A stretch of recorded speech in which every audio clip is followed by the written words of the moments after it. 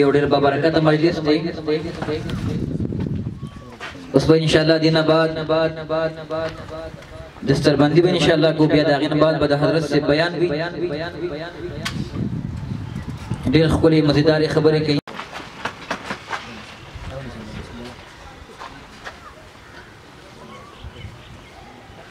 یو ډېر بابرکته مجلس دی.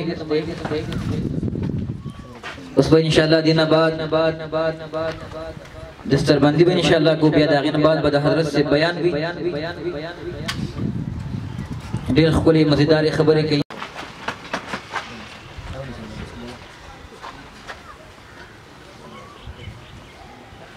یو ډېر بابرکته مجلس دی. اوس به انشاءالله دینه بعد دستربندي به انشاءالله کو بیا د هغې نه بعد به د حضرت صاحب بیان وي. ډېر ښکلې مزیدارې خبرې کوي.